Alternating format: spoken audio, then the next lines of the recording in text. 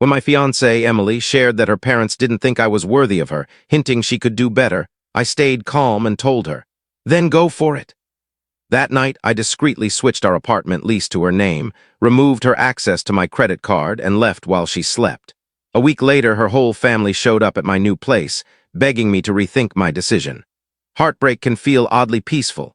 No shouting, no sobbing, just a sharp, quiet resolve that takes over. I'd been with Emily for 3 years, meeting her just after college at a friend's housewarming party. She was brilliant, gorgeous, ambitious, everything I'd dreamed of. We moved in together after a year, got engaged after 2, and were knee-deep in wedding planning when it all fell apart. Looking back, the warning signs were there. Emily's parents, Charles and Margaret, were never warm toward me. They were old-money elites, private schools, vacation homes on the Cape. I grew up in a working-class family in Michigan, put myself through a state college with loans and odd jobs, and was building a career as an architect at a decent but not flashy firm.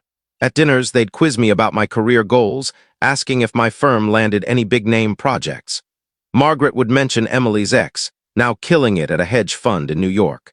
Charles would name-drop their friends' sons who were doctors or CEOs. I brushed it off. In-laws can be tough, I figured. Emily would nudge me under the table, grinning when her parents weren't looking. I thought we were tight. The day everything crashed was ordinary. A Wednesday in May, I got home drained from a long client pitch. Emily was at our kitchen island, staring at her tablet. "Hey," I said, tossing my keys into the bowl by the door. "How's your day going?" She didn't answer right away, which wasn't like her. Emily was always talkative about her job, her friends, or some random thing she'd seen online. The silence was my first clue something was wrong. "I had lunch with my parents," she said finally, eyes fixed on her screen. "How are Charles and Margaret?" I asked, keeping it light as I grabbed a soda from the fridge. "They're concerned about us," she replied. I paused, halfway to my mouth. "Concerned how?" "About the wedding, about whether you're the right match for me." I set the soda down unopened. "And what do you think? They just want what's best for me." "That's not what I asked," she sighed, closing her tablet. "They brought up some points I hadn't thought about, like how your job doesn't have the same growth potential as, say, finance or law. How we won't live the life I grew up with. How our worlds are so different. We've known that from the start," I said, my voice even despite the knot in my chest. "It never seemed to bother you before." "It didn't, but looking at the long haul, kids, the future, I don't know. They made some good arguments, like how you're content with where you are. You don't talk about making partner or starting your own firm. You're okay with being average." That hit hard. I'd never claimed to be a hotshot, but I worked hard and took pride in my designs. I wasn't changing the world, but I was building a solid career doing what I loved.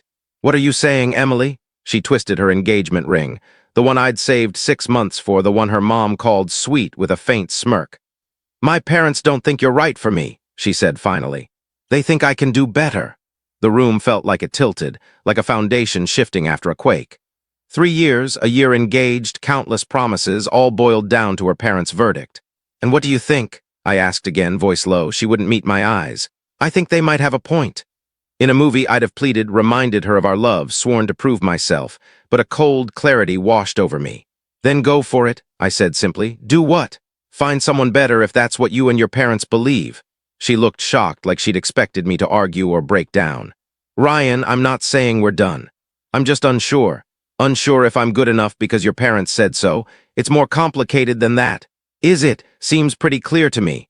I walked past her to our bedroom, her stunned expression following me. I took a shower, the hot water sharpening my thoughts as I planned my next moves. By the time I was done, I had a strategy. Emily was in bed when I came out, scrolling her phone like it was any other night. "Can we talk tomorrow?" she asked, glancing up. "I'm wiped and we need to sleep on this."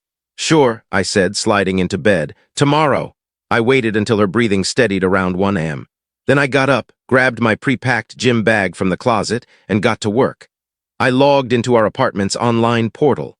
The lease was in my name since my credit was stronger when we signed. I submitted a request to transfer it to Emily alone, noting she'd need to sign and the landlord would have to approve. Our landlord, Mr. Thompson, was a decent guy and liked me. I was confident he'd help Emily sort it out if she stayed. Next, I went to my bank's website. Emily was an authorized user on my credit card for shared expenses, though we mostly kept our money separate. I removed her access and ordered a new card. I listed utilities and subscriptions in my name: electric, internet, streaming, to either transfer or cancel after notifying her. I wrote a brief note saying I was leaving, had started the lease transfer, and would pick up my stuff later. I added that she had a month to decide on the apartment, and I'd cover utilities until she took over. I left the note and my key on the counter and walked out.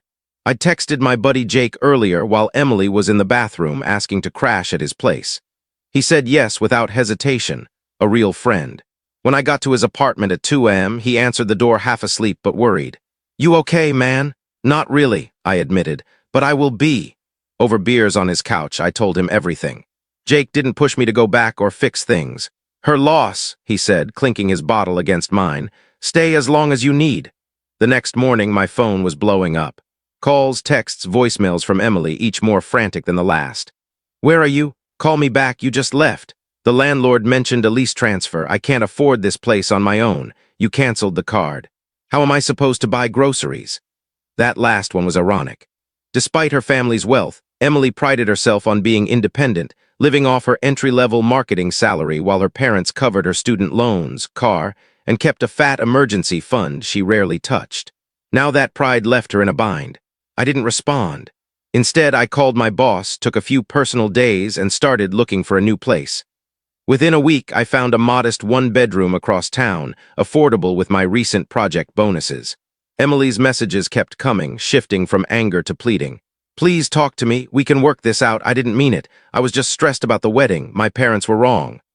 On day 5, I sent one reply. "I'll grab my stuff next week. Utilities are covered until the end of the month. Let me know when you're not home so I can move out." Her response was immediate. "Please don't. I love you." Too late. On day 6, Charles, Emily's dad, called. I almost ignored it but picked up out of curiosity. "Ryan," he said, his usual smug tone softened. "We need to talk." "I don't think so, Charles. Please. Emily's a wreck." "That's not my problem anymore," he sighed. "I may have said things I shouldn't have." "You don't say," he asked to meet. Against my better judgment, I agreed to coffee the next day, curious to hear him out. At the cafe, I was floored to see not just Charles, but Margaret, Emily, and her younger brother, a full-on family intervention. "What's this?" I asked, standing by their table. "Please sit," Margaret said, her usual polish fraying. "We need to talk." I sat, keeping my distance from Emily. Her eyes were red, her usual put-together look disheveled. Charles spoke first. "Ryan, I owe you an apology. What I said about you was wrong." "You think?" "Yes," he continued. "This week has shown us you're better for Emily than we realized." "How so?" Margaret jumped in. "Emily's falling apart. She's not eating, not sleeping." "She loves you." I glanced at Emily, tears streaming down her face. "And," Charles added, looking uneasy, "Emily wasn't fully honest about your career." Her brother piped up. "I'm kind of an architecture nerd. I looked you up. You worked on the Hamilton Plaza. That's a big deal. And you're leading the new riverfront project. Dude, that's awesome." I shrugged. "I've been doing all right." "Why didn't you tell us?" Margaret asked. "Because it shouldn't matter," I said. "I'm an architect because I love it, not to impress my fiancée's parents." Charles looked humbled. "We misjudged you and shouldn't have put doubts in Emily's head." "You didn't put anything there she didn't let grow," I said. "She's an adult who made her choice." "I made the wrong choice," Emily said, voice breaking. "I was dumb, insecure, and let them get to me. I've regretted it every second since you left." "We're here," Charles said, "to ask you to give her another chance." I looked at this family, who deemed me unworthy and were now backpedaling. "Why the sudden change, Charles? Because I might actually be successful?" "No," he said, though his eyes darted away. "Because I've never seen my daughter this broken. Whatever you think of me, I love her." The truth was, I'd never bragged about my career to Emily or her parents, not out of secrecy, but because I didn't tie my worth to trophies. The Riverfront project was a big win, one I'd poured late nights into, but Emily was caught up in her marketing world, and I was happy to listen rather than boast. "Please, Ryan." Emily reached for my hand. I pulled back. "I was wrong. I love you, not what you do or earn. But you didn't stand up for me," I said quietly. "When they said I wasn't enough, you agreed." I was scared, stressed about the wedding, doubting myself. "It wasn't about you, and you only reached out when you realized I'd transferred the lease and cut the card." "That just showed me how much I depend on you," she said. "How much I need you." "I don't want to be needed," I said. "I want to be chosen." I stood. "You chose your parents' opinion over me." "Ryan," Margaret cut in, "people make mistakes. Emily screwed up. We screwed up. Doesn't that deserve a second chance?" I looked at them, this family scrambling to clean up their mess, and felt nothing. That cold clarity stayed strong. I wish you all the best, I said, turning to leave. Wait, Emily stood, drawing looks from other customers. I'll do anything. I'll move into your new place. I'll pay my share. I'll cut off my parents if I have to. Her parents' alarmed faces showed their sincerity was shaky. It's not about that, I told her. It's about you showing me who you are, someone who values status and others' opinions over loyalty and love. I see you now. I walked away, ignoring her calls. That was 6 months ago. I haven't spoken to Emily since, though she still texts occasionally. Her parents sent a high-end bourbon with an apology note, which I regifted for Jake's birthday. The riverfront project I designed opened last month to strong reviews. My firm promoted me to junior partner with a nice raise. I bought a small condo in the building I designed. Sometimes I wonder if I was too harsh, too unwilling to forgive. But then I remember how quickly she doubted me, how easily she echoed her parents' judgment of my worth.